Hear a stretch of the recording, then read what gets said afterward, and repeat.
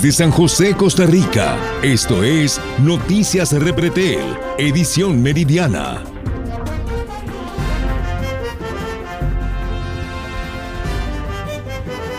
Bienvenidos a una nueva edición de Noticias Repretel. Gracias por preferirnos. Iniciamos.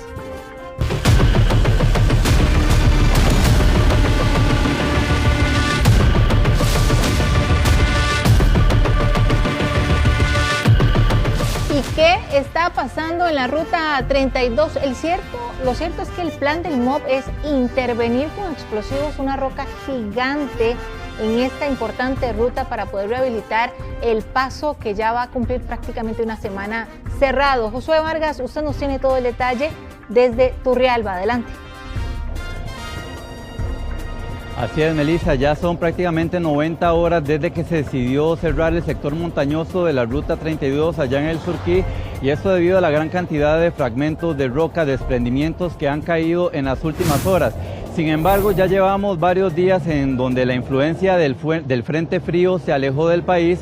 Prácticamente ya no está lloviendo, ya no están cayendo árboles, ni tampoco está cayendo ningún tipo de material como tierra. Sin embargo, ahora el gran problema es una roca gigante que pesa cerca de 2.500 toneladas en el kilómetro 31, que es donde están cayendo todo este montón de desprendimientos de rocas y fragmentos de piedras en las últimas horas. Ayer las autoridades del CONAVI, el MOB, la Comisión Nacional de Emergencias y el Colegio de Geólogos también tuvieron una reunión durante varias horas en donde tomaron la decisión de cerrar esta ruta por lo menos hasta el día lunes para intervenirla. Y la intervención prácticamente consiste en detonar una gran cantidad de explosivos en esta roca para poder liberar estos fragmentos y poder volver nuevamente a estabilizar este talud que ha dado tantos problemas. Las intervenciones comenzaron desde hoy en la mañana. Hasta el momento no hay confirmación del Ministerio de Obras Públicas y Transportes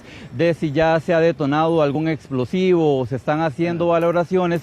Sin embargo, el plan es que esto se realice a lo largo de este fin de semana en esta roca que está aproximadamente a unos 30 metros de altura, que tiene unos 50 metros también de tamaño y está ubicada en el kilómetro 31. Es muy importante mencionar que esto no es solo una gran explosión que se va a hacer aquí en este sector de la Ruta 32, sino lo que se van a hacer son intervenciones controladas. ¿Qué significa esto? Bueno, van a ser pequeñas detonaciones de explosivos, una secuencia de pequeñas explosiones en este punto con el fin de ir liberando poco a poco esos fragmentos de roca para que posteriormente puedan ser liberados a través de grúas y equipo especializado sacados de ese sector de la Ruta 32 para nuevamente habilitarlo. También tienen un área libre, una área en donde por supuesto está controlada, no habrán personas cerca para cuando se vayan a hacer este tipo de detonaciones y no crear ningún riesgo, por supuesto, en las personas que van a participar en esta intervención que no es inédita. Es la segunda vez al menos que se realiza en este sector montañoso en al menos 15 años. La última vez que intervino el MOB, este sector de la Ruta 32, ya había sido en el año 2010. Escuchemos parte de las declaraciones de Mauricio Sojo, el director de CONAVI, sobre estos problemas constantes que ha dado este sector montañoso allá en el Surquí. Hemos presentado algunos derrumbes de rocas o materiales de gran tamaño. Una situación atípica porque no estamos hablando ni de árboles ni de material granular. A raíz de esta situación hemos tenido también algunas rocas fracturadas que es necesario que las mismas sean retiradas del sitio para seguridad de los usuarios. Actualmente nos encontramos haciendo las gestiones necesarias para remover estas rocas de la Ruta Nacional número 32 y dar paso nuevamente por la misma. Las intervenciones comunes que se han hecho a lo largo de la historia en la Ruta 32 incluye remover prácticamente material que se desprende, principalmente tierra y árboles. Pero en esta oportunidad tienen que hacer un desprendimiento muchísimo más grande de este tipo de roca que han estado analizando ingenieros de CONAVI junto a geólogos en las últimas horas para llegar a la conclusión de que nuevamente tienen que usar explosivos con el fin de liberar el material necesario, ya que la caída, un desprendimiento de un tipo de material mayor, en este caso de roca, es prácticamente inminente. Como les estaba comentando anteriormente, la última vez que se hizo este tipo de intervención en la ruta 22 fue en el kilómetro 22 en el año 2010, en donde aquel entonces utilizaron 500 kilos de explosivos para remover unos 20,000 metros cúbicos de rocas. No fue una intervención sencilla. Según registros de Noticias Repretel, esa intervención tomó varios días hasta que finalmente lograron liberar el material necesario y rehabilitar el paso en la ruta 32. Si todo sale bien durante este fin de semana, que son los planes de las autoridades, nuevamente la carretera podría ser habilitada el día lunes. Por lo pronto, la afectación sigue y es bastante grande, en este caso tanto para conductores, transportistas y obviamente para turistas. Ya comenzó la temporada alta de turismo, muchos se dirigen hacia el Caribe y han tenido que tomar algunas rutas alternas como Bajos del Chilimate, en el sector donde nos encontramos, y por supuesto Vara Blanca. Solo por esta ruta, lo que es conocida como la Ruta 10 a través de Turrialba, de San José a Limón toma aproximadamente unas 6 horas, mientras hacerlo por la Ruta 32 aproximadamente unas 3 horas. Esto prácticamente incrementa los costos operativos de las empresas y personas que tienen que transitar por acá debido a las presas que se hacen en algunos sectores puntualizados de Cervantes y también camino aquí de Turrialba a Siquirres. Nosotros ya conversamos con algunos conductores esta mañana, principalmente transportistas, que tuvieron que utilizar la Ruta 10 para movilizarse hacia el Caribe, y eso fue lo que nos dijeron. Demasiado, porque las vueltas son muy cerradas. Ni modo, a esperar hasta lunes. Si Dios quiere. ¿Vienen de Cartago, van para? Para Guásimo. Para Guásimo, ¿no les quedó otra que venirse por acá? Ah, sí, porque por Vara Blanca está muy duro, dicen. ¿Qué tanto se complica el tránsito cuando cierran la Ruta 32 por acá? Sí, la verdad sí se dificulta bastante porque Turrialba se pone el tránsito muy pesado, entonces para nosotros nos atrasamos muchos con las carreras. Andamos muy atrasados porque sí, Turrialba como es un lugar pequeño en el centro, entonces con lo de la 32, la verdad colapsa ahí el centro. Va a estar colapsado todo el fin de semana porque hasta el lunes abre. Sí, estaba viendo que hasta el lunes sí va a estar un poco feo. Josué, ¿qué riesgos hay con estos trabajos en la Ruta 32 y qué tan expertos somos en esto? Tomando en cuenta el dato que nos daba que en 15 años prácticamente esta sería apenas la segunda vez en que se ejecutaría. Bueno, muy buena pregunta. Nosotros consultamos a varios expertos, principalmente geólogos de la Universidad Nacional, incluso del Colegio de Geólogos, y son muy pocos los que cuentan con este tipo de experiencia, y tomando en consideración que en 15 años no se ha hecho una intervención de este tipo, pues prácticamente esperaríamos que todo salga bien, ya que aparentemente no estamos acostumbrados a hacer este tipo de intervenciones. Por lo general, lo que se hace en casos como estos es hacer estudios geológicos para analizar el tipo de roca, ver el tipo de contenido que tiene esta roca. Después se hacen pequeñas perforaciones para poner los explosivos que van a ser detonados, y muy importante es que durante todo este proceso, una vez que ya los explosivos son colocados, se hace un perímetro, un área segura, claro, en donde de varios metros o kilómetros, en donde prácticamente nadie puede estar cerca mientras se hace este tipo de intervención. Desde horas de la mañana estamos esperando una actualización del Ministerio de Obras Públicas y Transporte sobre estos trabajos que en apariencia ya iniciaron esta mañana. Sin embargo, todavía se sigue a la espera sobre cómo ha estado avanzando este tipo de trabajos allá en el kilómetro 31 para intervenir esta gran roca, que, como indiqué anteriormente, pesa 2.500 toneladas. Imagínense. Muchísimas gracias, Josué. Continuamos con más.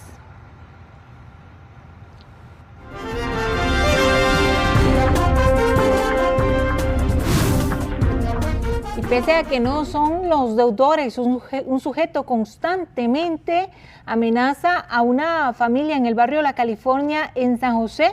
El ataque del que fueron blanco fue perpetrado con una piedra con la que le quebraron los cristales de una de las ventanas y otra quedó en el corredor de la vivienda. Al sitio acudió la policía y levantó el informe correspondiente, mientras la policía espera que los delincuentes se percaten de su error y los dejen en paz.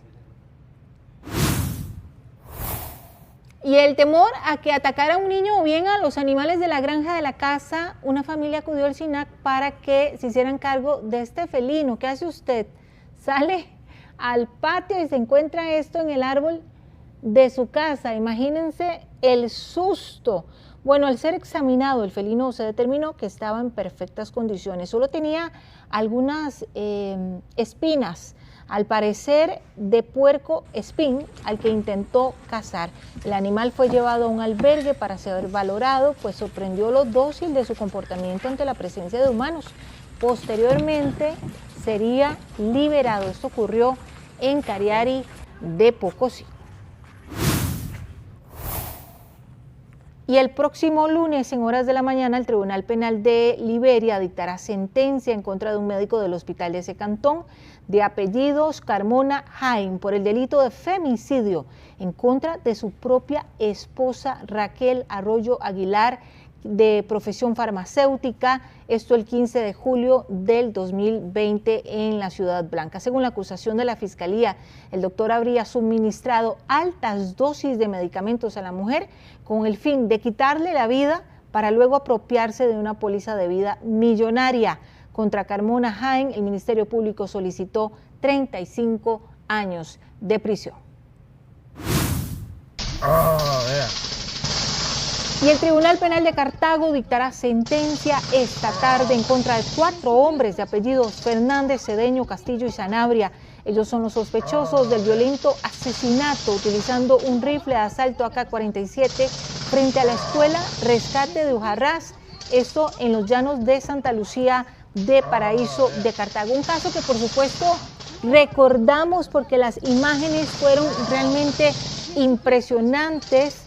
Recordemos que incluso los niños estaban recibiendo lecciones. Esto fue el 29 de septiembre del 2023 y según trascendió en el juicio llevado a cabo durante los últimos días, el asesinato se dio por disputas generadas por el tráfico de drogas. Y un sicario fue condenado a 18 años de cárcel tras ser hallado culpable de una tentativa de homicidio ocurrido frente a la Escuela Nueva de Pocora en Guásimo el año anterior. El día de los hechos, los gatilleros dispararon de manera indiscriminada, poniendo en riesgo a los estudiantes y fueron capturados minutos después. A plena luz del día, frente a los estudiantes de la Escuela Nueva de Pocora en Guásimo ocurrió esto.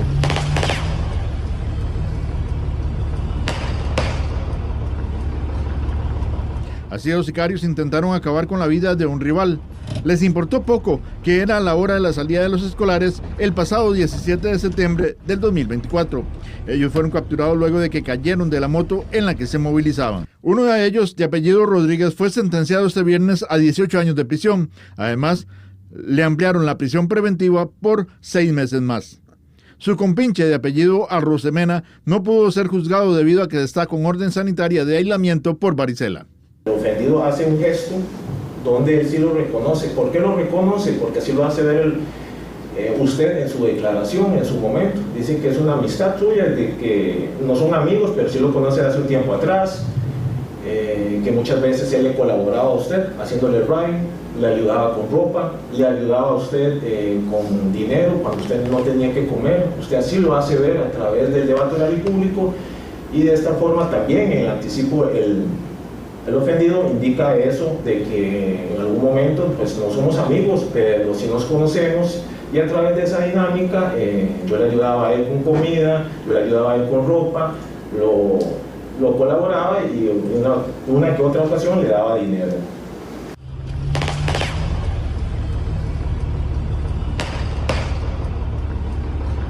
Según se determinó, todo se habría debido a una disputa por temas de drogas. La víctima solo podía distribuir estupefacientes de un líder local, algo que habría incumplido y esto motivó el ataque. Rodríguez fue detenido portando un AK-47 mientras que su compinche portaba un arma semiautomática mini Uzi. Rodríguez descontó una pena por robo agravado y el 7 de noviembre del año anterior fue liberado con el beneficio de una tobillera electrónica. 10 días después fue capturado de nuevo por el violento atentado.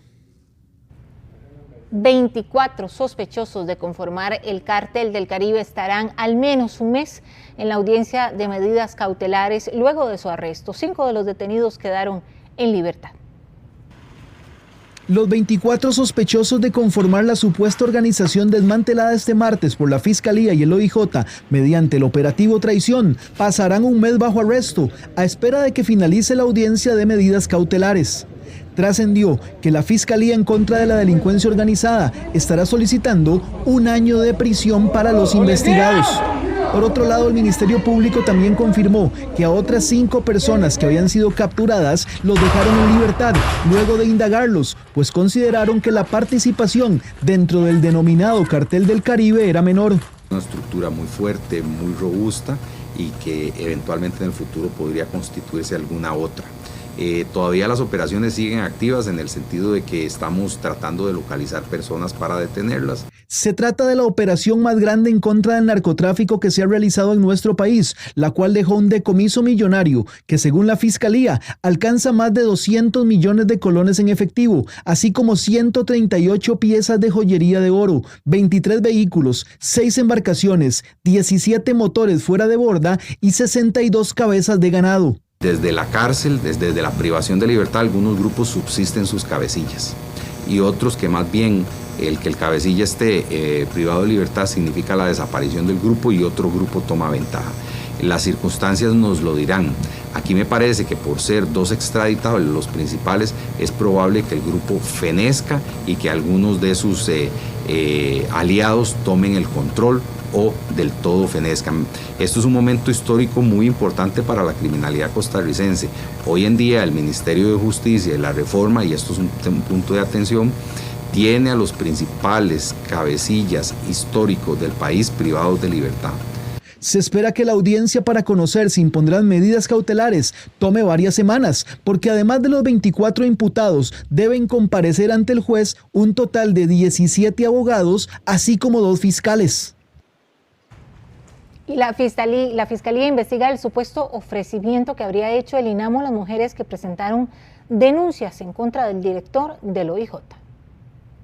El Ministerio Público confirmó que hasta este momento la presidenta ejecutiva del Instituto Nacional de las Mujeres no figura como sospechosa ni imputada por la Fiscalía de Probidad, Transparencia y Anticorrupción. Sin embargo, existe una denuncia que se está tramitando relacionada con el supuesto ofrecimiento a una vecina de Turrialba para que denunciara al director del organismo de investigación judicial por 3 delitos sexuales.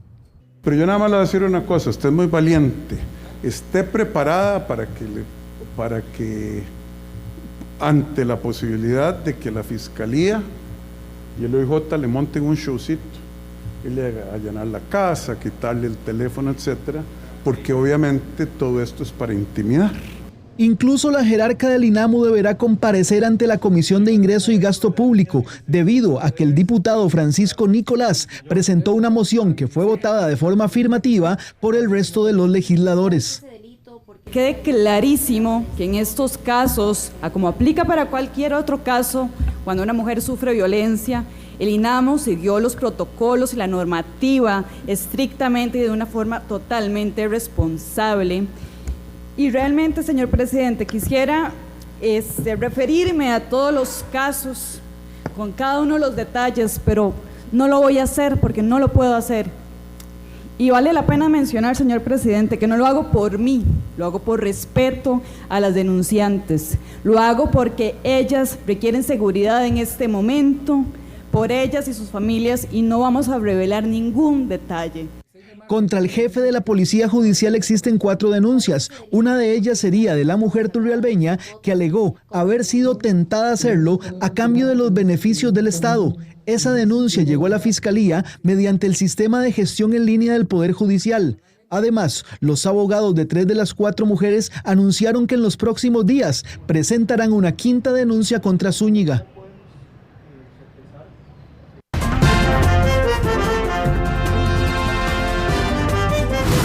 Y los grupos criminales podrían iniciar una nueva disputa al reducirse la cantidad de droga a la que tienen acceso tras la captura del Cártel del Caribe Sur. Los decomisos constantes de las autoridades también llevaría a un desabasto de estupefacientes disponibles. Hernán Barrantes nos tiene el detalle. Hernán. Gracias, buenas tardes. Así es un panorama bastante complejo el que están enfrentando las autoridades luego de la detención del llamado Cártel del Caribe Sur y que podría generar este desabasto de drogas, ya que eran uno de los principales proveedores. Y es que esto podría repercutir en un aumento en los hechos de violencia, como también podrían disminuir, ya que se espera que este impasse donde no haya suficiente droga para las organizaciones criminales sea corto, ya que eventualmente otros grupos estarían retomando este espacio y asumiendo la proveeduría de estupefacientes. Todo esto es parte del panorama que están analizando las autoridades y que pues esperan que sea el más positivo para el país y que no sea necesariamente el incremento de la violencia. Lo vemos en la siguiente información. De manera frecuente los cuerpos policiales logran decomisos de drogas como este. Los estupefacientes fueron incautados en la ciudadela María Reina de Atillo, San José. Es parte de las acciones que se desarrollan para frenar la violencia. Incluso el OIJ realizó una serie de intervenciones para detener a personas ligadas al narcomenudeo. La sección especializada antidrogas, ubicada acá en San José, lleva hasta el momento un total de 150 casos en lo que va del año. Y a nivel nacional se lleva un total de 1.050 casos. Esto con la clara intención a nivel institucional de dar un fuerte golpe a todos los lugares que se dedican al narcomenudeo o microtráfico. Si bien es cierto, este tipo de narcoestructuras locales lo que se dedican es a receptar objetos de dudosa procedencia, por ejemplo, artículos robados en diferentes viviendas o mediante el asalto.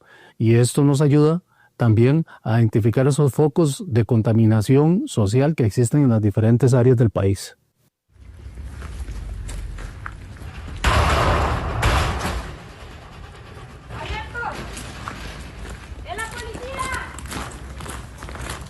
La captura del primer cártel narco del país, denominado Caribe del Sur, podría repercutir de una manera negativa. Ellos eran uno de los principales proveedores de drogas de las organizaciones del país.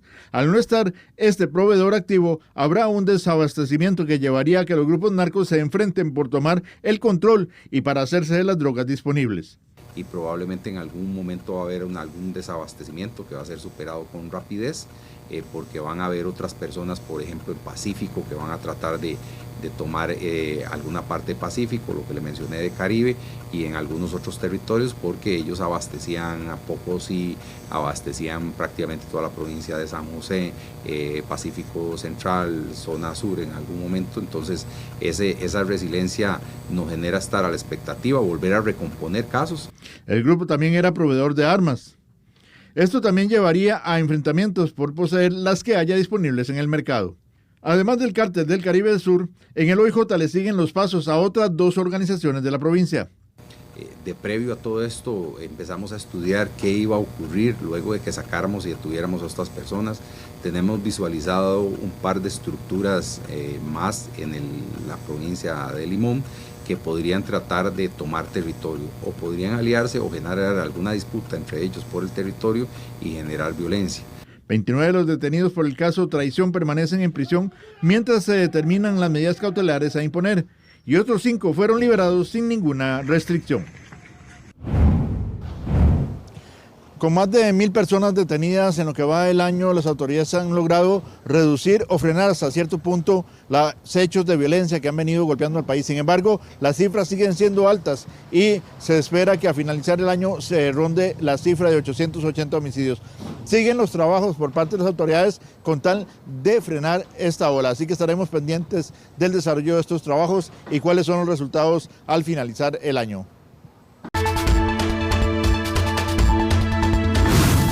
Bueno, y es que en las últimas horas han transcurrido 2 hechos de violencia en el país. El asesinato de una mujer en Chirres de Puriscal y un hombre también perdió la vida por heridas de arma de fuego en Grecia. Fabián Mesa, usted nos informa en vivo. Adelante.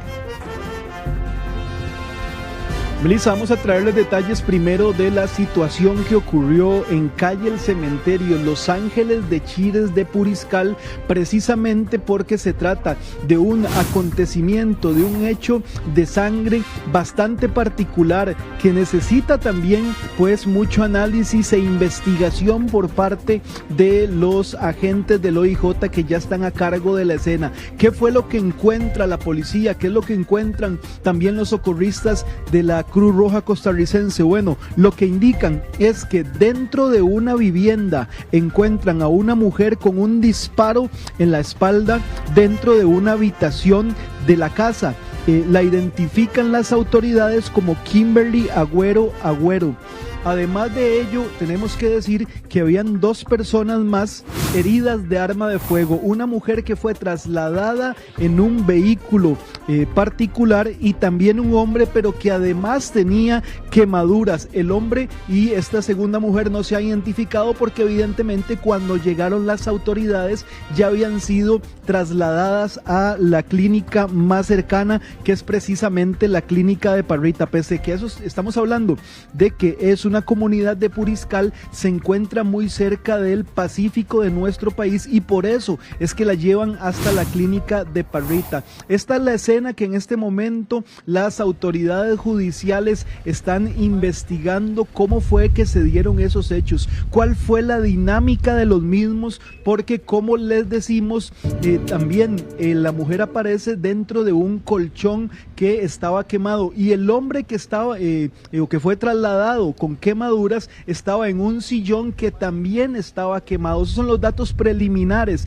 Esa es la escena. Estamos hablando dentro de la vivienda. Se ubica a esta mujer lamentablemente sin signos vitales, identificada por familiares como Kimberly Agüero. Como les decimos, una segunda mujer que, según ha trascendido de forma preliminar, se trataría de la hija de la mujer que lamentablemente pierde la vida, fue trasladada por familiares y por vecinos hasta la clínica de Parrita, así como un hombre. La mujer que fue trasladada nos indican que tenía una herida de arma de fuego, aparentemente, como le decimos, es hija de la mujer que falleció, con entrada y salida, y el hombre que trasladan lo encuentran con quemaduras. Sin embargo, no se ha identificado aún plenamente de quién se trata este hombre. Información preliminar, una escena que puede derivarnos muchas hipótesis. Sin embargo, por tratarse de un lugar tan alejado de la capital y también porque hace falta mayor investigación, mayores pesquisas por parte de la policía judicial, aún no tenemos una hipótesis cercana, una hipótesis concreta. Vamos a ver en este momento qué dicen las autoridades de la Cruz Roja. A eso de las 8:14 de la mañana, la Cruz Roja costarricense recibió un llamado de emergencia para atender a una persona herida de arma de fuego en el sector de Chirres de Puriscal. Al llegar al lugar abordamos a una mujer dentro de una vivienda, la misma con varios impactos de arma de fuego sin signos vitales. Según se nos informó, también habría otra mujer que fue trasladada por medios propios a la clínica de Parrita. La escena queda a cargo de las autoridades judiciales. Vamos ahora hasta calle Achote en San Isidro de Grecia, porque este fue el segundo hecho de sangre que reportan las autoridades el día de hoy. ¿Qué fue lo que ocurrió ahí? Bueno, estamos hablando de una finca donde estaba una gran cantidad de personas trabajando. Se escuchan detonaciones de arma de fuego y al llegar se encuentran con una persona preliminarmente de nacionalidad nicaragüense que, según los reportes que tenemos por parte de las autoridades, todo hace pensar que lo habrían hincado y una vez que esa persona estaba en esa posición le habrían disparado por la parte trasera de la cabeza, es decir, por la nuca, para quitarle la vida. Y no estamos hablando de un suicidio porque ya las autoridades determinaron que el arma no se encontró en la escena y que también por la ubicación del ingreso del impacto de bala que le quita la vida, es muy complicado que la persona haya atentado en contra de sí mismo. Por lo tanto, están investigando eso prácticamente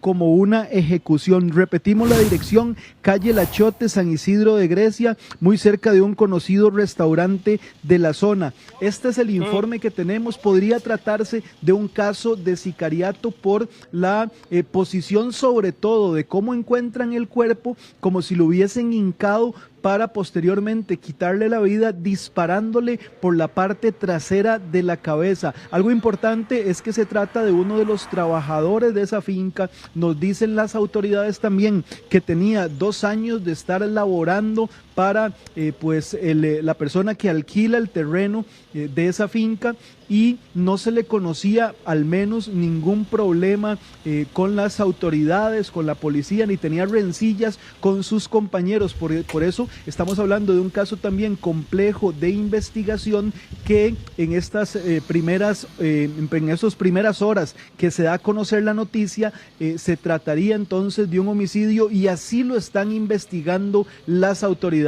Tenemos también reacción por parte de la Cruz Roja. Muy bien, a las 7:46 recibimos el reporte por parte de la plataforma de emergencia 911 de un hombre herido por arma de fuego, esto en Alajuela, Grecia, San Isidro, Achote. Ahí encontramos un hombre sin signos vitales con un impacto en cuello.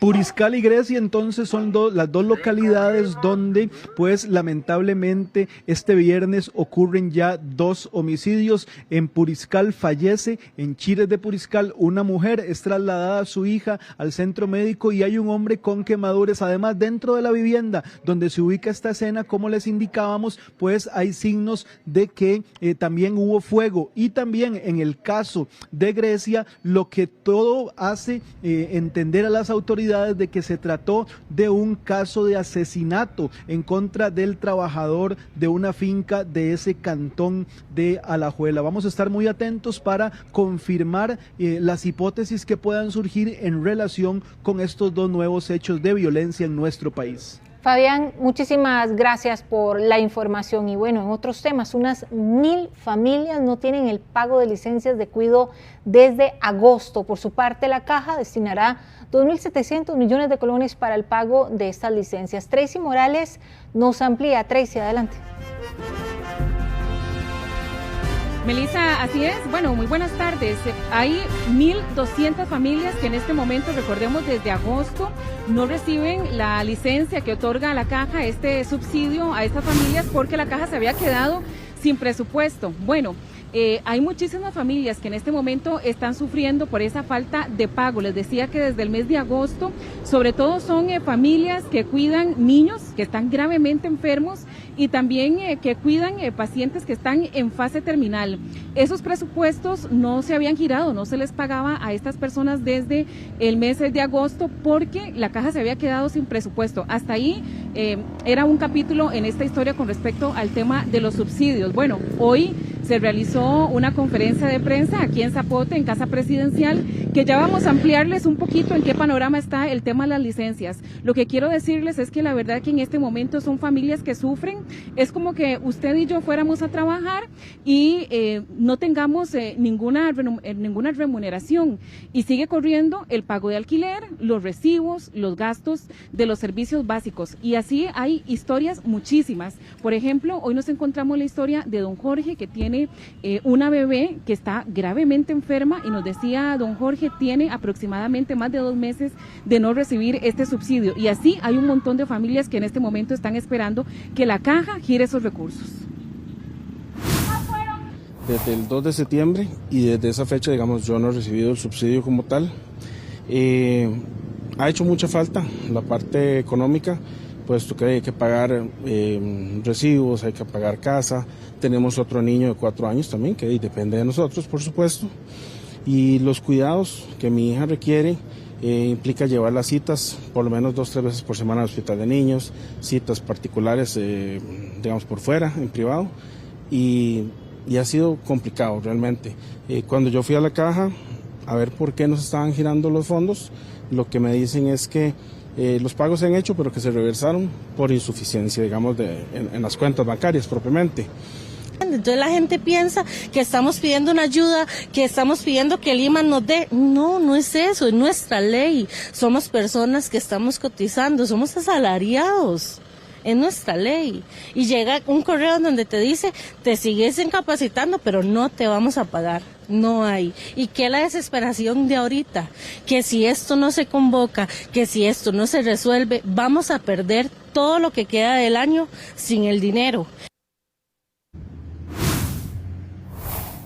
Bueno, les decía que hace unos minutos se terminó la conferencia de prensa convocada por la Caja aquí en Casa Presidencial. Bueno, ¿y qué ha dicho la Caja con respecto también a este tema de las licencias? Recordemos que esta semana se aprobó un presupuesto extraordinario de 2.700 millones de colones, pero había dicho la Contraloría General de la República que para darle visto bueno a esos 2.700 millones y pagar o ponerse al día con estas familias que necesitan el tema del subsidio, que les paguen, se necesita convocar un proyecto de ley. Bueno, ha dicho la Caja Costarricense de Seguro Social en esta mañana que no se necesita ningún proyecto de ley, prácticamente la responsabilidad, ha mencionado, está en manos de la Contraloría General de la República. ¿Qué se necesita? Bueno, una firma para que se puedan ejecutar esos 2.700 millones de colones que se aprobaron esta semana. Y mientras esto ocurre, bueno, vemos el rostro de muchísimas familias, ustedes ya lo vieron, son 1.200 familias que en este momento, la mayoría, desde el mes de agosto, están esperando el pago de estos subsidios. Y otro tema importante es que la Contraloría tiene aproximadamente 20 días hábiles para contestar y poder aprobar ya o darle visto bueno a este presupuesto que ya lo había avalado la Caja esta semana en Junta Directiva. Veamos. Hicimos la remisión a la Contraloría General de la República. Nosotros somos conscientes de la necesidad, la urgencia de que estos montos lleguen autorizados por la Contraloría General de la República para proceder al pago de ese dinero a esas 1.200 familias, señores. Y aquí hago un llamado, y no un llamado solidario, un llamado vehemente a la señora Contralora General de la República para que, por favor, con la misma celeridad, tal y como lo dijo la ministra Paula Bogantes, conteste aprobando ese presupuesto, porque va con toda la justificación razonada y va con toda la documentación que se requiere para que se otorgue esa aprobación. Entonces, en el mismo tiempo y la velocidad que contestó al diputado, quisiera que por favor recibiéramos nosotros la autorización de ese presupuesto. Aunado a esto, es importante que conozcan que si la Contraloría se va a tomar los 20 días que tiene por ley para que autorice ese presupuesto, pues estas familias los necesitan ya, porque ese plazo vencería hasta el 5 de diciembre y nosotros necesitamos que se libere esa autorización para poder disponer de los fondos y pagarle a las personas que están aquí bajo una necesidad premiante. Un tema que sin lugar a duda vamos a estar dando seguimiento. Nosotros también emitimos un correo de prensa a la oficina de la Contraloría General de la República para también conocer la posición con respecto al señalamiento que hizo la Caja esta mañana en la conferencia de prensa, donde dice, bueno, ya tenemos el dinero, lo que ocupamos es la firma de la Contraloría General de la República para poder ponerse al día y pagar a estas 1.200 familias el subsidio de cuidado. Ojalá se pueda hacer y lo más pronto posible. Tracy, muchísimas gracias por la información. Y bueno, es viernes, muchos aprovechan el fin de semana para ir de compras. Tome en cuenta qué productos han subido de precio, por ejemplo, las papas, el culantro, hasta los plátanos. Pero Génesis Castillo va a ser nuestra guía de compras hoy. Génesis, cuéntenos cómo están los precios. Adelante.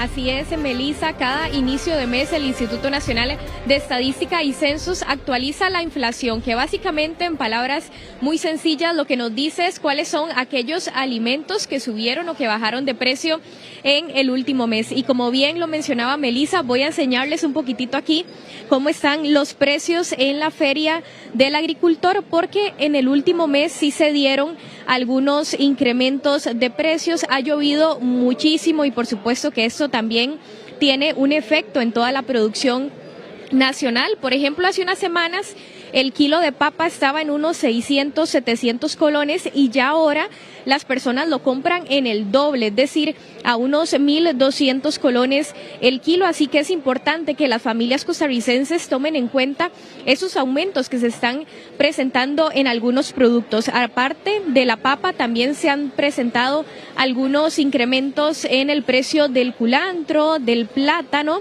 así que es vital que usted lo tome en cuenta si necesita hacer las compras este fin de semana. Eso sí, aquí hay que recalcar algo importante y es que el INEC hace estos sondeos en supermercados, en mercados municipales y también en las ferias del agricultor y pues siempre es más barato comprar en las ferias, esto debido a que no hay intermediación. Además de eso, el Consejo Nacional de Producción hace unas semanas sacó un informe en donde indica que comprar en las ferias es hasta un 140% más barato en comparación a otros locales, a otros establecimientos, así que es importante que si usted este fin de semana piensa hacer las compras, tome en cuenta todas estas variaciones en los precios. Desde hoy viernes ya arrancan las ferias del agricultor y se extienden hasta el domingo, así que hemos visto bastantes consumidores que están haciendo sus compras, que también nos decían que bueno,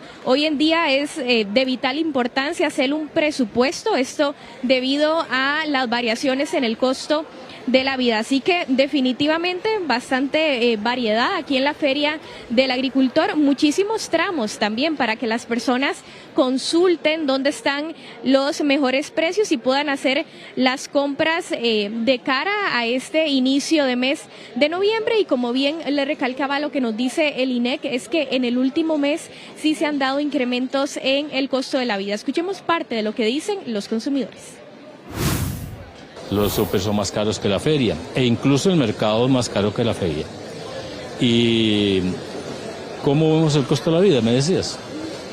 Sí, está fuerte, más en el caso de profesores, por ejemplo, pensionados como yo, que desde el año 2020 no recibimos ningún aumento por costo de vida. En esto uno tiene que organizarse y aquí en la feria la ventaja es que usted busca opciones, pero también fuera de la feria hay otras, ¿eh? Eso no quiere decir, pero no, estaba bastante bien y la gente aquí en la feria está muy organizada. ¿Cuáles siente usted que son algunos productos que han subido de precio en estas últimas semanas, por ejemplo? Un poquitito el tomate y algunas, ¿qué diría? Legumbres, por el asunto para mí es el problema de tanta lluvia. Tiene que ser uno organizado, porque si usted comienza a jugar uno de vivo, no. Allá los conciertos y todo, que los haga alguien, que vaya a otro, pero yo no.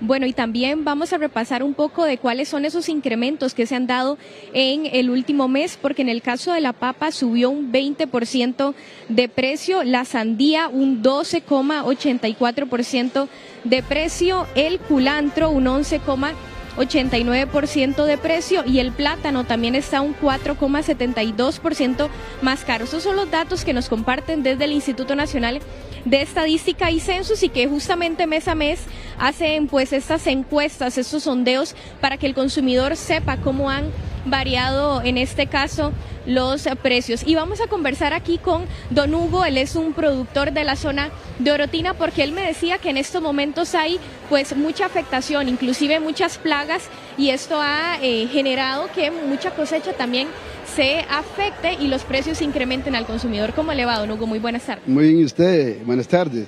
Sí, en este momento las aguas han hecho desastres en la zona de Orotina, Parrita y lugares.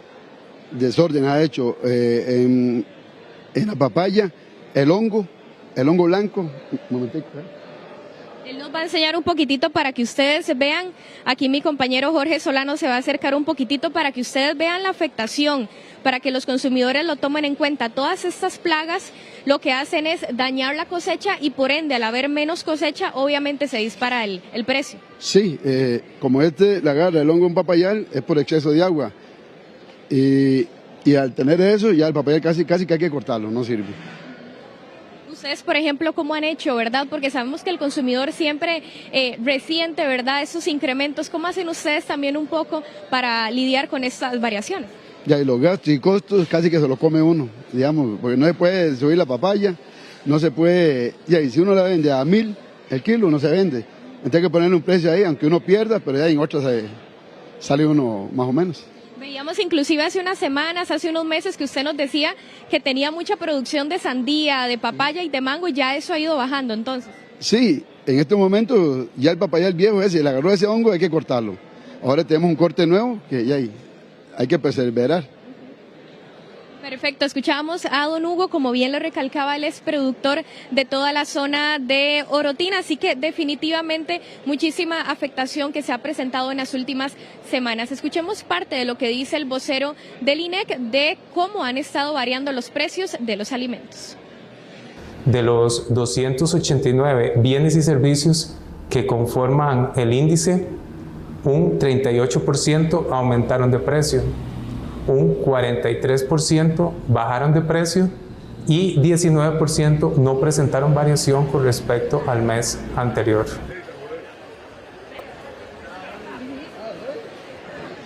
Y como bien ustedes se lo recalcaban, este informe que comparten desde el INEC, lo que nos dicen es que hay más de 100 alimentos que han aumentado en los últimos meses, esto debido a las fuertes lluvias que han afectado muchísimo a la cosecha nacional. Eso sí, comprar en las ferias es hasta un 140% más barato. Génesis, muchísimas gracias. 12:54. Nos separamos un instante, hacemos una pausa, ya regresamos.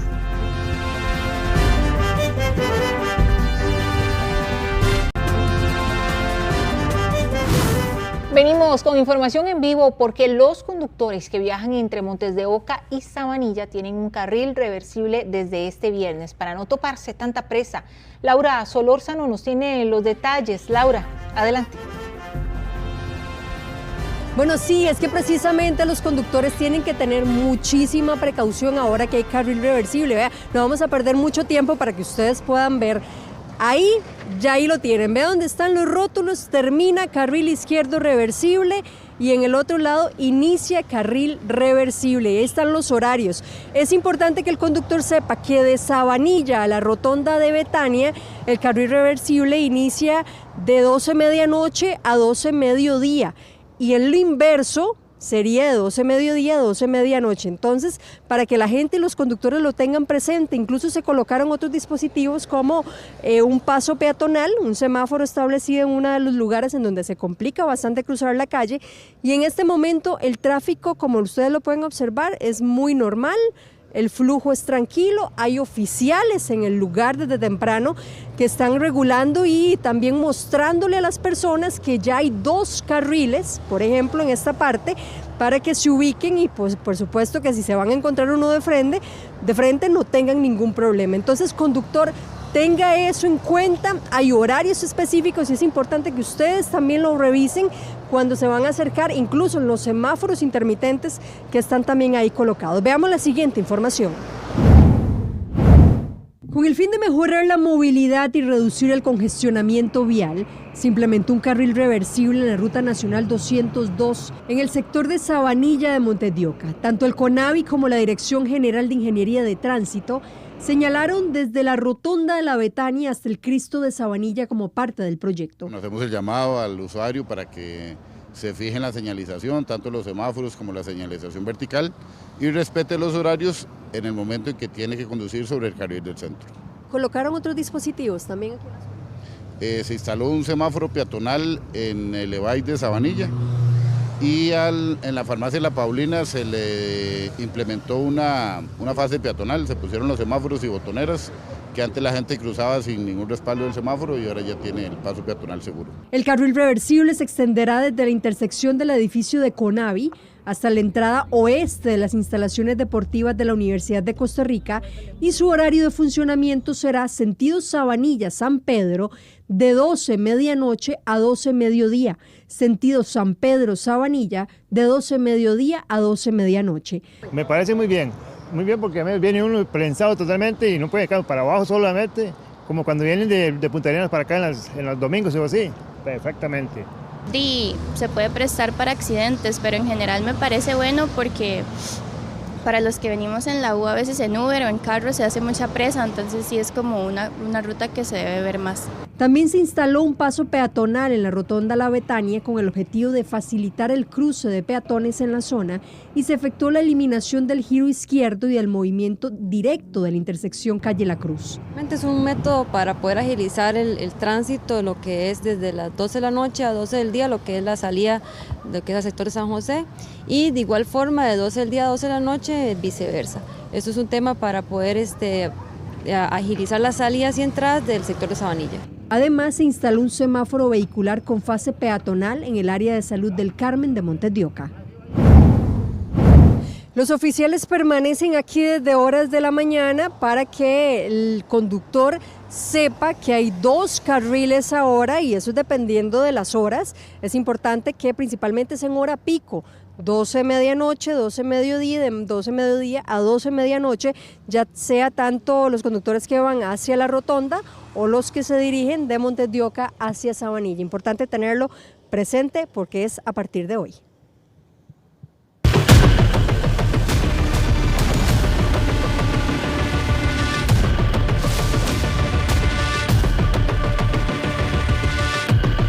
Son decenas de camiones de carga pesada que colapsan las vías de Turrialba por el cierre de la ruta 32. Y es que, Josué, esta es la ruta alterna que tienen, la opción que tienen para poder llegar al Caribe. Usted nos tiene el detalle. Así es la única ruta alterna prácticamente disponible para los que vienen del Valle Central hacia el Caribe, en el caso de los vehículos pesados, y es por eso que está así de llena. Y esto se debe a que la ruta 32 ya cumple, como estaba indicando, 90 horas cerradas por esta intervención que está realizando CONAVI a partir del día de hoy. Ya nosotros pudimos conversar con las autoridades del CONAVI y del MOP y nos indicaron que justamente ya en estas horas de la mañana se comenzaron a hacer las primeras perforaciones en las grietas de las rocas con el fin de ir colocando poco a poco los explosivos. En esta operación están trabajando aproximadamente 10 funcionarios de la unidad ejecutora del MOP CONAVI y a la vez están trabajando con una empresa que fue subcontratada y que es experta en este tipo de explosivos, que ya han hecho operaciones recientes en otras carreteras nacionales. De esta forma, entonces, primero está todo el equipo colocando los explosivos en estas grietas y una vez que ya tienen control de toda la roca, que ya están todos instalados, se procede con una explosión, con una intervención controlada, que básicamente lo que buscan no es una gran explosión, sino pequeñas explosiones que irían detonando poco a poco con el fin de que vayan cayendo estas rocas. Veamos, por ejemplo, cómo es que se vería esto una vez que ya colocan estos explosivos de parte de los funcionarios del MOP y de esta empresa. Los colocan, se genera una explosión como esta que estamos viendo en pantalla, y ahí es como poco a poco va desprendiendo el material, que son principalmente fragmentos de piedra que provienen de este mismo talud, de este talud que ha dado tantos problemas en meses recientes, que no buscan desaparecerlo como tal, sino lo que buscan es estabilizarlo. Y para estabilizarlo sería cuestión de desprender todo este material necesario, que eventualmente se lo van a llevar en grúas. Es muy importante indicar que cuando se realiza esta explosión ya no están los funcionarios en el sitio. Ellos están alejados unos cuantos metros o hasta incluso kilómetros, en donde realizan de manera remota esta intervención que ya comenzó a hacerlo CONAVI. Escuchemos al viceministro Pablo Camacho. Esto implica una operación donde se tienen que hacer primero perforaciones, dado que las grietas que se tienen no tienen la distancia necesaria, y entonces se tiene que hacer toda una operación primero de perforaciones y voladura para lo que sería hacerlo de una forma controlada, que es algo muy importante, para evitar un riesgo mayor de que se pueda hacer un derrumbe de forma súbita, que es lo que no se quiere. Eso incluyendo lo que es la seguridad de los operadores. De hecho, lo que me han indicado en horas de la mañana es que inclusive la grúa es una grúa especial que tiene que, el brazo tiene que ir por un lado, un costado, no puede quedar al frente del talud, justamente previendo una situación donde se dé algún tipo de derrumbe que pueda causar una afectación a los mismos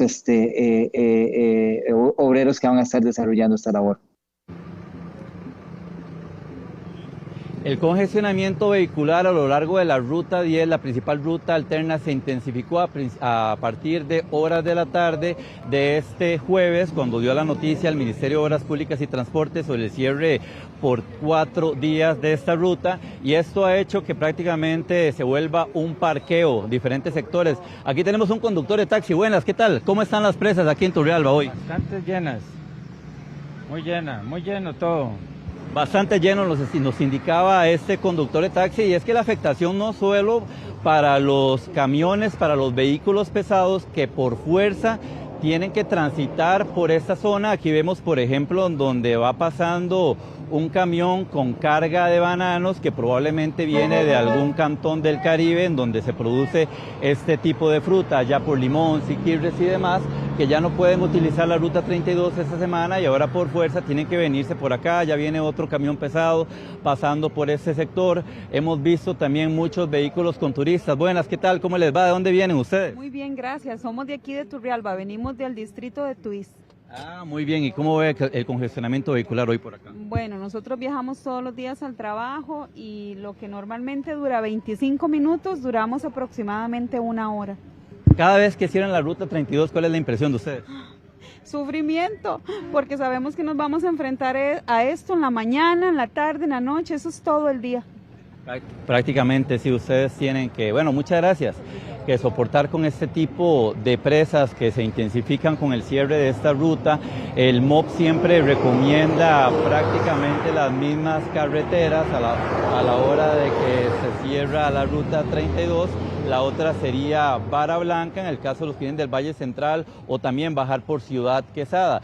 Estas presas también se han acentuado de manera considerable en Cartago, en donde por fuerza también tienen que pasar todos los automotores que buscan salir al Caribe, y esto ya generó molestias, por supuesto, de parte de la alcaldía de ese cantón.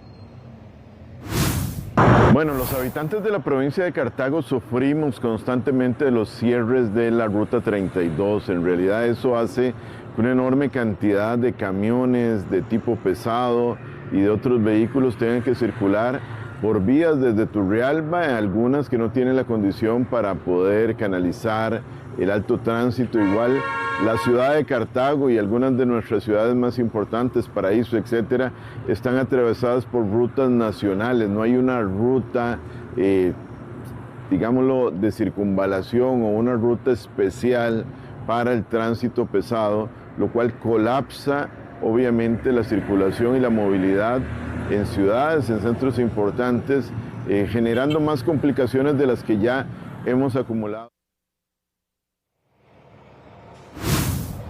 La intervención en el kilómetro 31 de parte de CONAVI, en donde buscan generar una explosión para poder liberar parte del material necesario y que este talud vuelva a quedar en condiciones idóneas para los conductores, inició ya este viernes. En primera instancia, lo que buscan son piedras en donde haya un tipo de fractura. Una vez ya identificadas estas fracturas, colocan estos explosivos en cada una de ellas para generar esta detonación. Son pequeñas detonaciones constantes que se hacen simultáneamente y que eventualmente lo que facilitan es que vaya cayendo el material poco a poco a la ruta. Una vez que ya el material que se estima que es necesario para remover ya está en la ruta, los geólogos y los encargados de este tipo de explosivos hacen un análisis en la carretera y dan el aviso a las grúas y a la maquinaria especial para que hagan la remoción del mismo. Según el viceministro de Obras Públicas y Transportes, todo está en agenda, está saliendo como ellos lo tienen programado. A más tardar, la carretera debería ya estar abierta el lunes. Esa es la promesa que ellos hacen, pero indican que tal vez podría ser abierta el domingo en caso de que los trabajos avancen con mejor facilidad. Esto fue lo que nos dijo el viceministro en horas de la mañana, así que a esperar cuando abren esta importante ruta 32, muy necesaria para el traslado de mercancías y también para las personas que viven en la región del Caribe.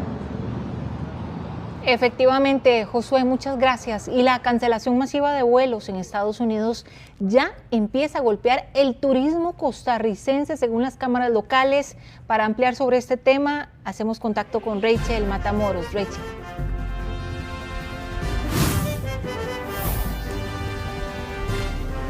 Así es, se mantiene una tensión en los viajeros a raíz de la cancelación masiva de vuelos en Estados Unidos. Eso sí, de momento la administración del aeropuerto Juan Santamaría, la empresa Aeris, asegura que de momento no se han cancelado vuelos hacia nuestro país, pero sí se mantiene una tensión y preocupación para las personas que van hacia Estados Unidos o que incluso vienen para Costa Rica. De hecho, cámaras locales ya reportan una cancelación en las reservaciones debido a esta incertidumbre.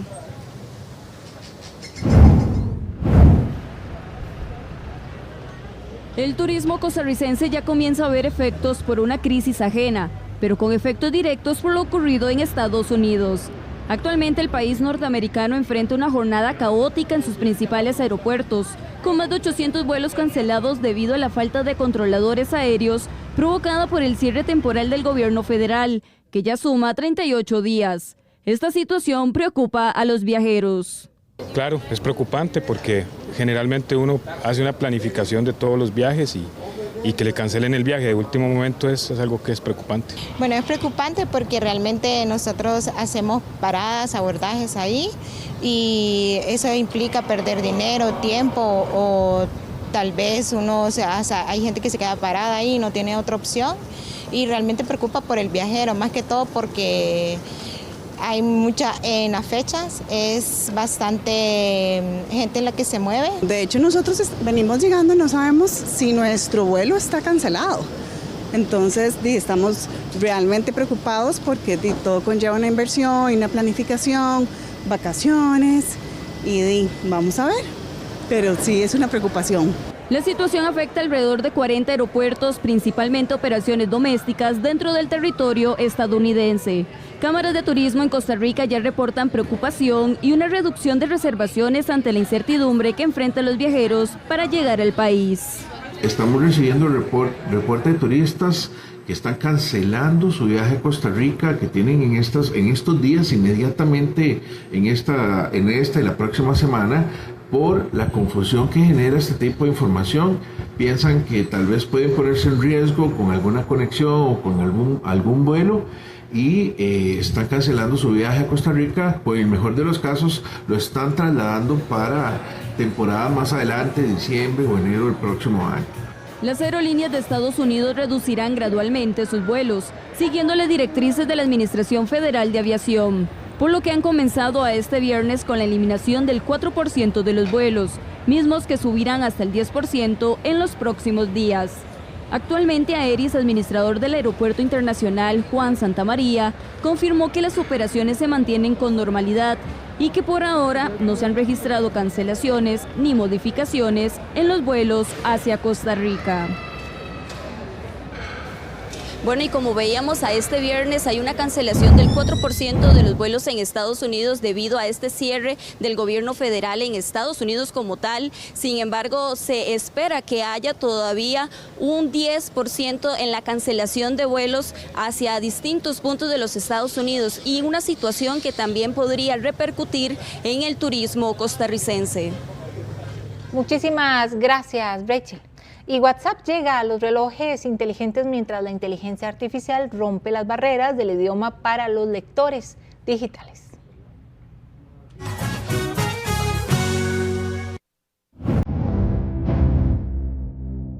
WhatsApp por fin llega al Apple Watch. Esta nueva versión permite leer y responder mensajes directamente desde su muñeca. La aplicación está adaptada para el reloj de Apple, pero con funciones limitadas. Solo texto y audio, sin soporte para GIF o archivos complejos. Para instalarla, basta con que tenga WhatsApp actualizado en su iPhone. Luego, abra la aplicación y actívela desde apps disponibles. Eso sí, funciona únicamente cuando el iPhone está cerca del reloj. Incluso los modelos más recientes no soportan su uso de forma independiente. La llegada de la aplicación a los relojes permite más comodidad para consultar y responder mensajes sobre la marcha, pero aún con ciertas limitaciones. Leer en otro idioma ya no será una barrera para millones de personas. La inteligencia artificial ahora permite traducir libros digitales y abrir historias a nuevos lectores alrededor del mundo. Kindle, el lector de libros electrónicos de Amazon, ahora permitirá traducciones de libros en el dispositivo. Con esta herramienta, los usuarios podrán disfrutar obras que antes no llegaban a su idioma, ampliando el acceso a la literatura, el conocimiento y la cultura desde un solo dispositivo. Los autores también ganan. Sus libros pueden llegar a nuevos países en cuestión de días, derribando fronteras literarias y conectando historias con comunidades globales.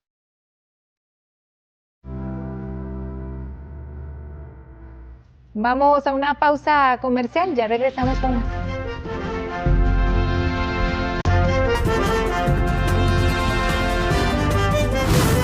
Diez candidatos presidenciales y representantes de los otros partidos políticos firmaron un pacto ético para brindar una campaña sin violencia política. Rodrigo Guevara nos amplía la información desde el Tribunal Supremo de Elecciones. Rodrigo.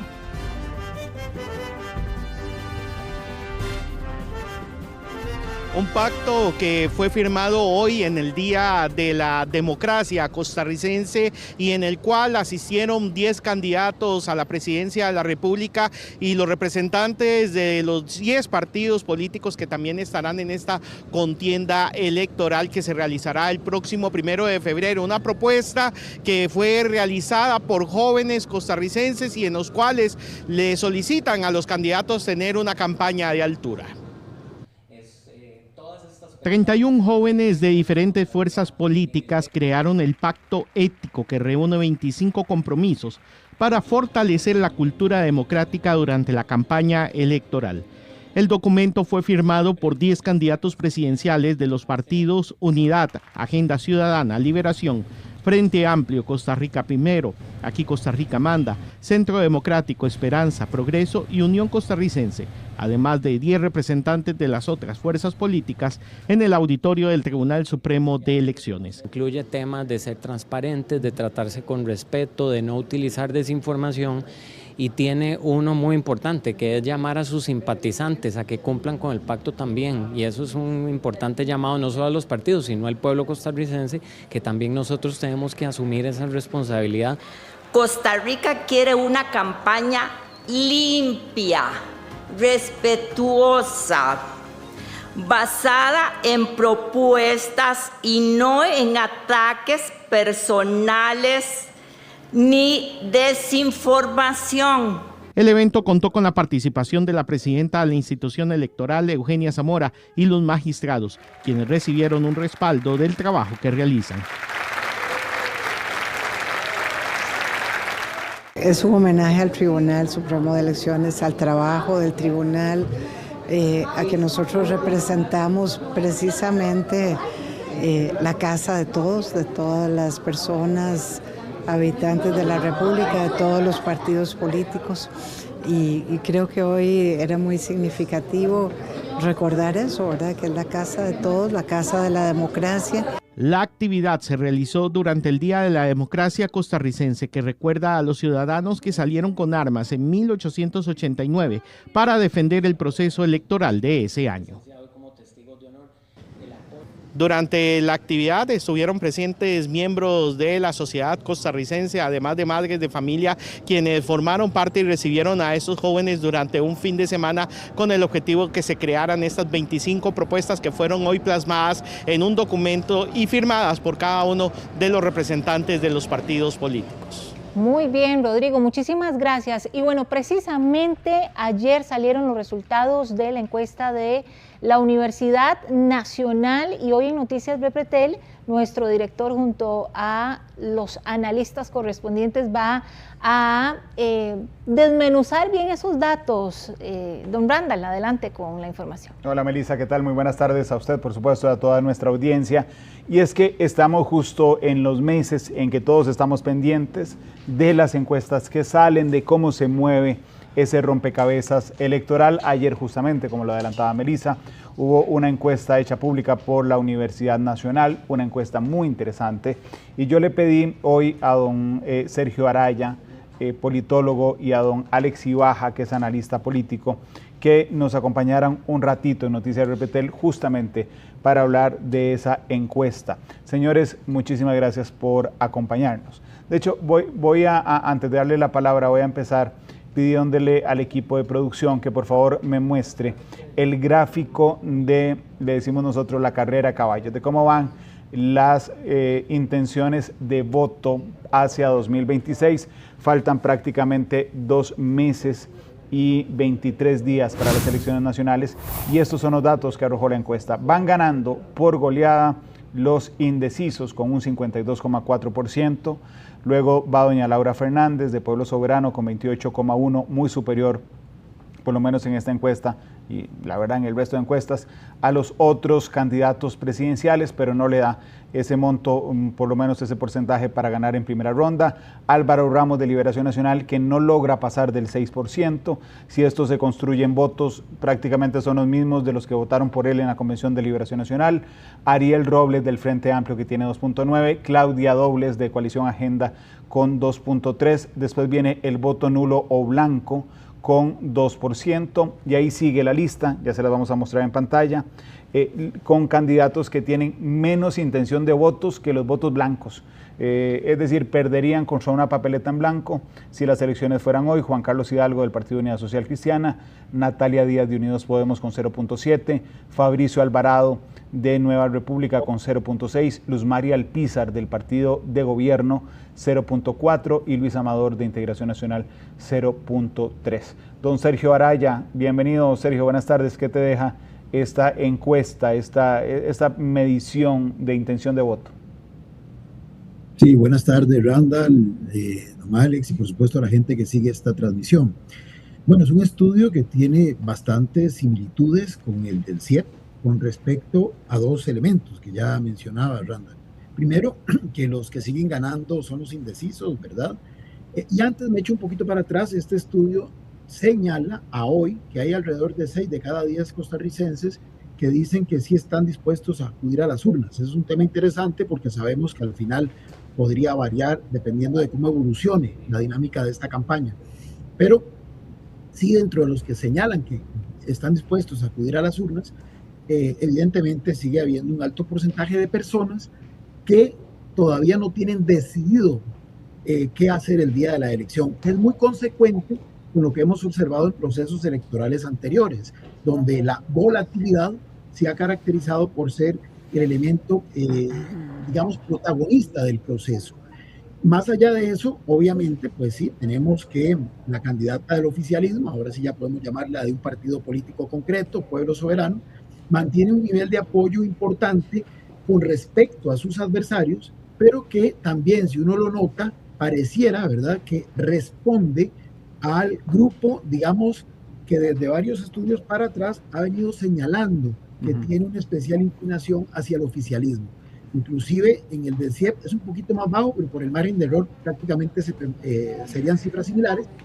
Y es interesante porque en el estudio del CIEP que salió recientemente, se le agregaron, por decirlo así, aquellos que hace un mes señalaban, cuando se les preguntó espontáneamente por quién votar, habían señalado que votarían por el presidente Chávez, y era como un 7 u 8% en aquel otro estudio de septiembre. Bueno, ese sumado al porcentaje que ya venía arrastrando en ese otro estudio, hace muy coincidente la cifra de CIEP de octubre con la que saca y dispone esta oportunidad. Entonces, aquí el desafío es que hay un importante sector que todavía no se ha decidido, que no necesariamente se va a ir mecánicamente ni de manera homogénea por una sola alternativa, pero que efectivamente podría marcar una diferencia sustancial con respecto a quienes podrían ir a una segunda ronda o incluso si hay o no una segunda ronda.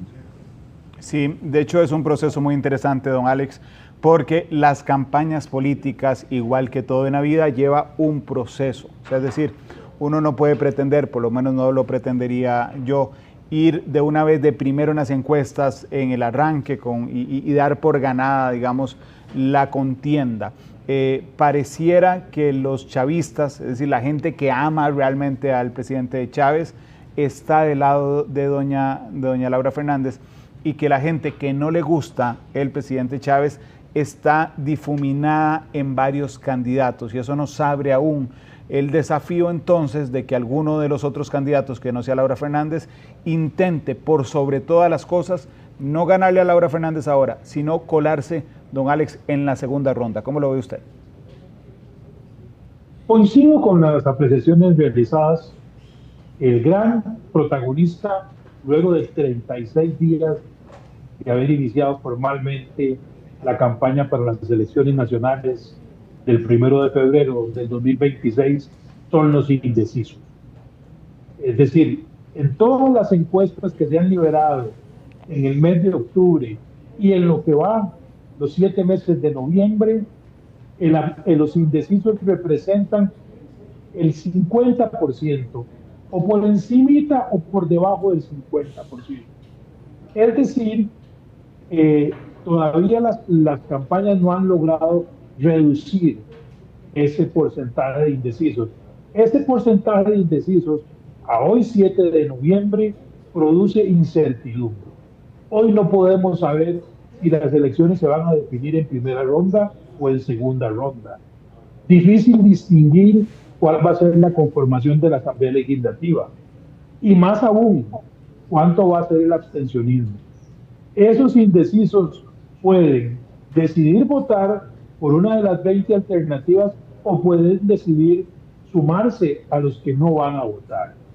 Y lo que me parece relevante para los comandos de campaña, porque es un mensaje que nos está enviando la ciudadanía, es la principal razón que las personas señalan para estar en la condición de indeciso.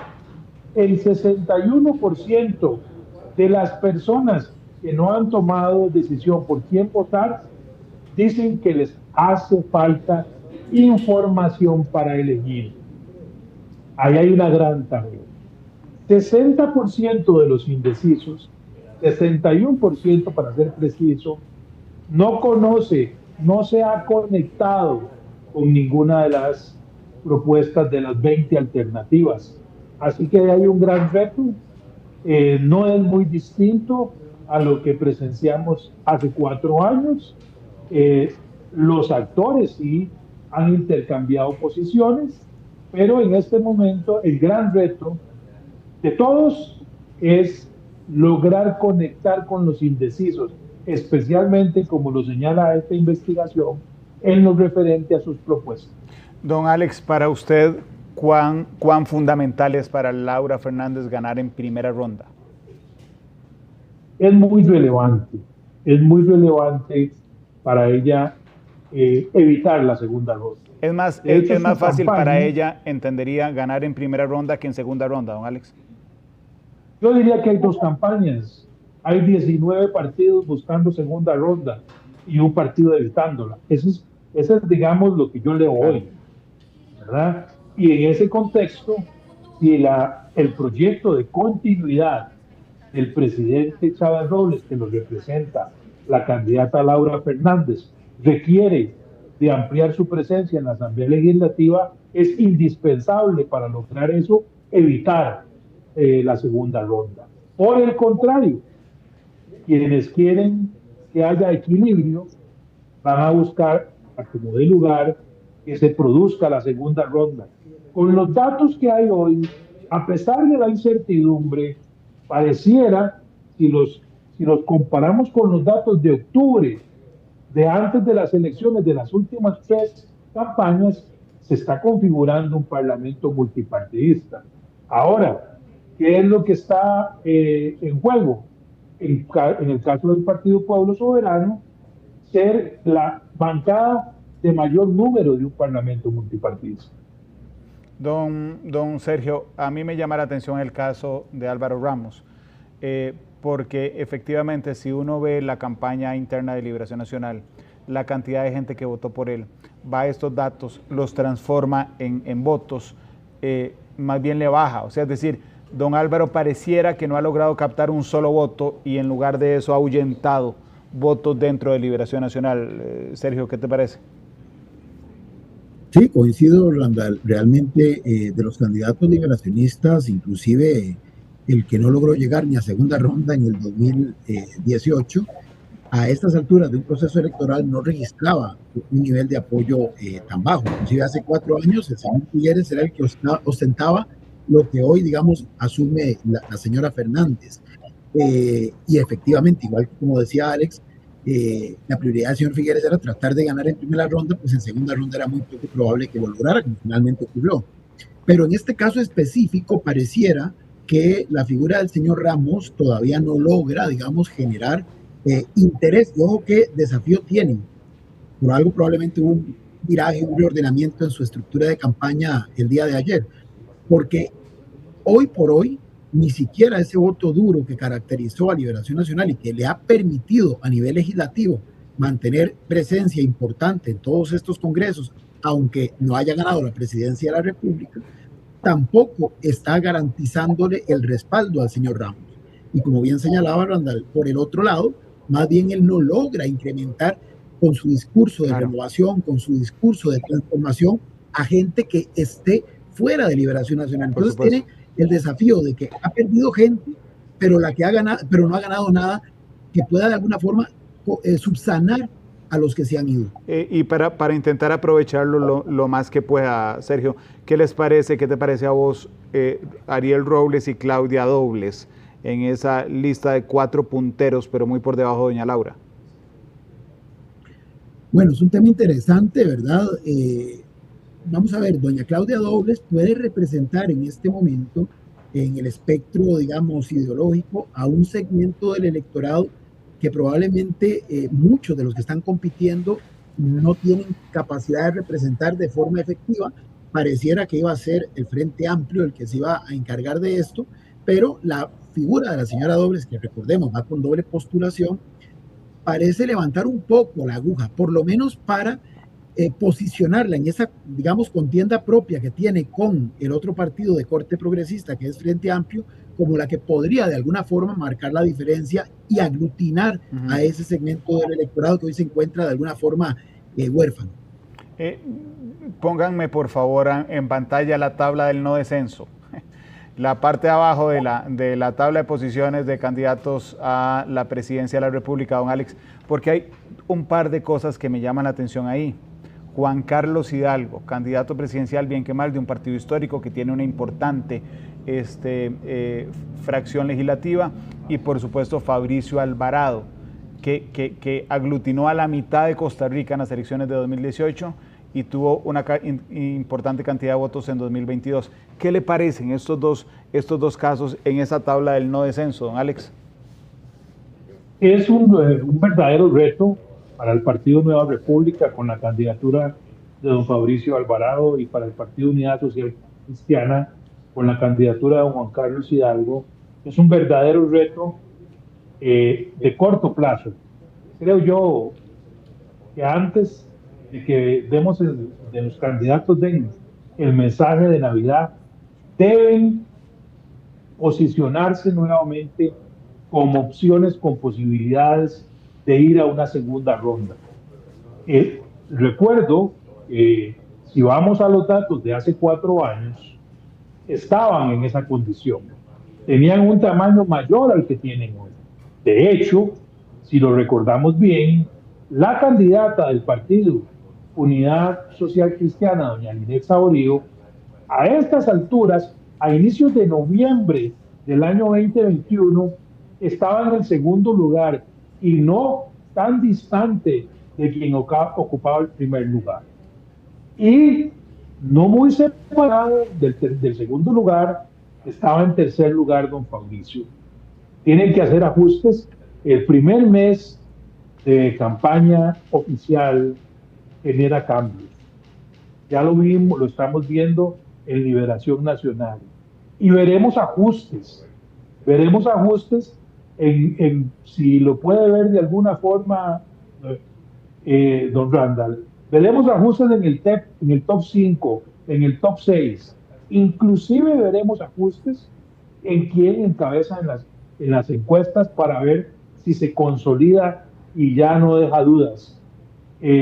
Los comandos de campaña, luego de este mes de octubre, están en este momento haciendo análisis de ajustes.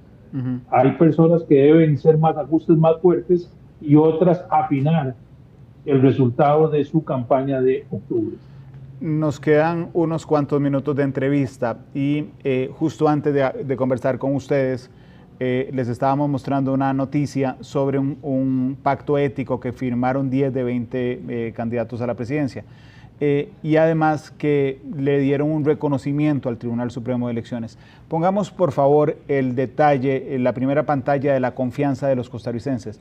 Don Alex, el manual de comunicación me diría que yo cuestiono a quien esté por debajo mío en credibilidad. O sea, es decir, no sé, el presidente podría cuestionar en términos de comunicación a cualquiera que tenga menos credibilidad o confianza que él.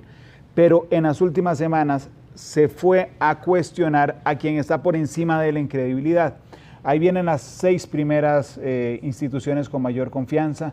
El Tribunal Supremo de Elecciones es el 4º. El Poder Ejecutivo, que no aparece en esta gráfica, es el 7º. ¿Qué le parece este tema? Los ticos siguen confiando en la empresa privada y en el Tribunal Supremo de Elecciones, don Alex. Así es, y quiero además señalar que es que no hay ninguna razón en lo que a elecciones nacionales se refiere para desconfiar de la labor del Tribunal Supremo de Elecciones. Las polémicas que han surgido alrededor de figuras del Tribunal Supremo de Elecciones no tienen que ver con cómo se llevó a cabo un proceso electoral a nivel nacional. Y eso creo que la ciudadanía se lo reconoce al Tribunal Supremo de Elecciones.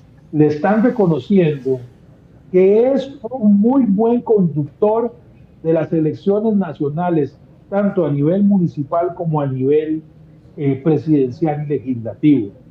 Si le preguntáramos a las personas por situaciones específicas, posiblemente los números variarían. Ahora, usted señaló un dato muy relevante como experto en comunicación. Es la primera vez, creo yo, que el señor presidente de la República tiene una polémica, hace una confrontación con una institución que es mejor calificada que el Tribunal Supremo de Elecciones. También quiero decir que en la lógica de la comunicación de casa presidencial se ven entre iguales, porque este mismo estudio revela que sobre ciertas áreas el señor presidente recibe porcentajes similares, pero sí llama la atención. ¿Por qué llama la atención? Porque normalmente él genera conflicto con instituciones o figuras que tienen menor respaldo. Claro. Don Alex, don Sergio, muchísimas gracias por haberme acompañado. Sergio, no sé, me queda un minuto si tenés alguna reflexión final para ser también justo con el tiempo, claro. Sergio. Sí, no, dos cosas. Simplemente con lo del tribunal, coincido con Alex, sigue siendo una institución que cuenta con un nivel de respeto importante dentro de la ciudadanía y hay que ver cuánto de esta crítica sistemática podría eventualmente incidir en esa percepción, pero por ahora está, afortunadamente para el proceso electoral, gozando de ese nivel de credibilidad. Y un último aspecto, si sumáramos los porcentajes que este estudio señala de apoyo de aquellas candidaturas que uno podría decir tienen más o menos una coincidencia ideológica y programática, juntos llegarían al 3.4% si en torno a uno solo se hubiera articulado los esfuerzos, como en algún momento se habló de la búsqueda de una concertación política. ¿Por qué? Porque la presencia del oficialismo ha recompuesto un poco la correlación de fuerzas. El chavismo, del cual doña Laura pretende ser su continuidad, ha extraído, especialmente de áreas conservadoras, mucho de lo que podría ser este sustrato que hoy la está acuerpando a ella. Claro. Sergio, don Alex, muchas gracias por habernos acompañado. Dice Cham Zap en Facebook, que estamos transmitiendo en vivo, dice, ¿qué periodista más cochino este? ¿Cómo se le ocurre aseverar esto de que la gente que quiere a Chávez quiere a Laura Fernández? No lo asevero. Igual se lo preguntaré, porque el lunes estará aquí en la edición meridiana de Noticias Repretel el presidente de la República y por supuesto que también me atreveré a plantearle las preguntas necesarias al presidente Chávez. Así es que muchas gracias a las personas que comparten con nosotros sus comentarios. Pausa comercial, regresamos con más. Nos despedimos, que tengan un hermoso fin de semana. Buenas tardes, bendiciones.